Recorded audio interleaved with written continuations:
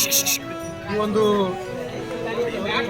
ಸೂರತ್ ಚೆನ್ನೈ ರಾಷ್ಟ್ರೀಯ ಹೆದ್ದಾರಿಯ ಗುತ್ತಿಗೆದಾರರು ಇವತ್ತು ನಮ್ಮ ರೈತರಿಗೆ ಹಲವಾರು ರೀತಿಯಾದಂಥ ತೊಂದರೆಗಳು ಮತ್ತು ಅವರಿಗೆ ಅನ್ಯಾಯ ಮಾಡಿದ್ದನ್ನು ನಾವು ಖಂಡಿಸಿ ಇವತ್ತಿನ ದಿವಸ PNC ಕಂಪ್ನಿ ಎದುರುಗಡೆ ನಾವು ರೈತರ ಒಂದಿಗೆ ಸೇರಿ ಪ್ರತಿಭಟನೆಯನ್ನು ಮಾಡ್ತಾಯಿದ್ದೀವಿ.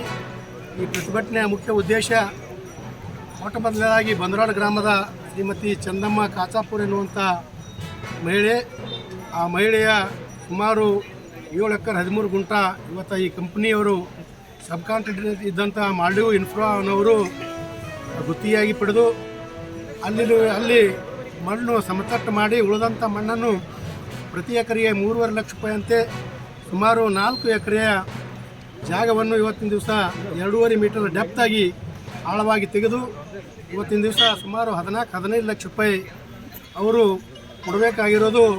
ಅದರಂತೆ ಅಗ್ರಿಮೆಂಟ್ ಕೂಡ ಇವತ್ತು 10/6/2023 ಆಗಿತ್ತು. ಆ ಅಗ್ರಿಮೆಂಟ್ದಂತೆ ಕೇವಲ 1.5 ಲಕ್ಷ ಮಾತ್ರ ಆ ಹೆಣ್ಮಗಳಿಗೆ ಹಣವನ್ನು ಕೊಟ್ಟು ಉಳಿದ ಹಣವನ್ನು ಇಂದು ಕೊಡ್ತೀನಿ ನಾಳೆ ಕೊಡ್ತೀನಿ ಅಂತೇಳಿ ಸತಾಯಿಸ್ಕೊಂಡು ಬಂದು ಆ ಹೆಣ್ಮಗಳಿಗೆ ಶೋಷಣೆಯನ್ನು ಮಾಡಿದ್ದಾರೆ. ಅದಲ್ಲದೆ ಇವತ್ತಿನ ದಿವಸ ಸರ್ಕಾರ ಮಧ್ಯ ಪ್ರವೇಶಿಸಿ ಆ ಹೆಣ್ಮಗಳಿಗೆ ನ್ಯಾಯ ಕೊಡಿಸಬೇಕಾಗಿತ್ತು. ಆದರೆ ಸರ್ಕಾರ ಇವತ್ತಿನ ದಿವಸ ಗಣಿ ಮತ್ತು ಭೂವಿಜ್ಞಾನ ಇಲಾಖೆ ಸುಮಾರು 39 ಲಕ್ಷ ನೀನು ಅಕ್ರಮವಾಗಿ ಇವತ್ತು ಮರಳು ಸಾಗಾಣಿಕೆ ಮಾಡಿದಿ, ಅದಕ್ಕೆ ನೀವು 39 ಲಕ್ಷ ರೂಪಾಯಿ ಕಟ್ಟಬೇಕು ಅನ್ನುವಂಥ ನೋಟಿಸನ್ನು ಕೊಟ್ಟಾಗ ಆ ಹೆಣ್ಮಗಳು ದಿಗ್ಭ್ರಮೆಗೊಂಡು ಇವತ್ತು ಆತ್ಮಹತ್ಯೆ ಮಾಡ್ಕೊಂಡು ಹೋಗಿದ್ಳು.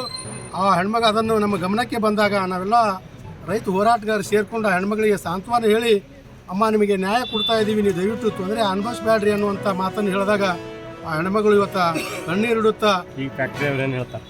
ಈಗ ಆ ಫ್ಯಾಕ್ಟ್ರಿ ಅವ್ರಿಗೆ ಸಂಬಂಧಪಟ್ಟಂತೆ ನಾವು ಮಾತನಾಡಿದಾಗ ನಾವು ಇವತ್ತು ಕೊಡ್ತೀವಿ ನಾಳೆ ಕೊಡ್ತೀವಿ ಅಂತೇಳಿ ಇವತ್ತು ಹೇಳ್ತಾರೆ, ಅವ್ರು ಕೊಡಲ್ಲ ಅಂತ ಹೇಳಲ್ಲ.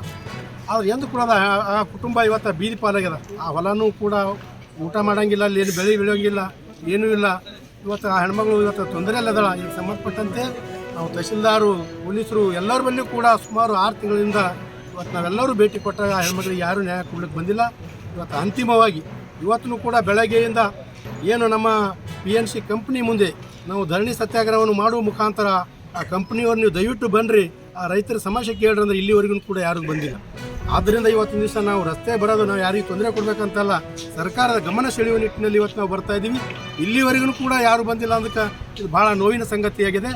ಅದರಂತೆ ಮುಂದುವರೆದ ಭಾಗವಾಗಿ PNC ಕಂಪ್ನಿಯವರು ಸುಮಾರು ಏನು ಅಕ್ರಾಸ್ತಿ ರೋಡ್ ದಾಟಿ ಹೋಗಿ ಸುಮಾರು ಸಾವಿರಾರು ನಮ್ಮ ರೈತರ ಪೈಪ್ಲೈನ್ಗಳು ದಾಟಿ ಹೋಗ್ಯಾವ.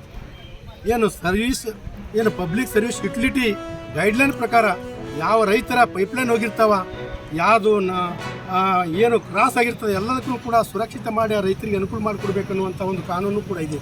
ಅವೆಲ್ಲವನ್ನು ಗಾಳಿಗೆ ತೂರಿ ಇವತ್ತು ತಮ್ಮ ಮನಸ್ಸಿಗೆ ಬಂದಂತೆ ತಮ್ಮಲ್ಲಿ ಕೆಲವೊಂದು 4-5 ಏಜೆಂಟ್ಗಳು ಇಟ್ಕೊಂಡ್ರೆ ಆ ಏಜೆಂಟ್ಗಳಿಗೆ ಮುಂದೆ ಮಾಡಿ ಇವತ್ತು ರೈತರಿಗೆ ಇವತ್ತು ಮಣ್ಣು ಮುಗಿಸುವಂಥ ಕೆಲಸ ಈ PNC ಕಂಪ್ನಿ ಮಾಡ್ತದೆ.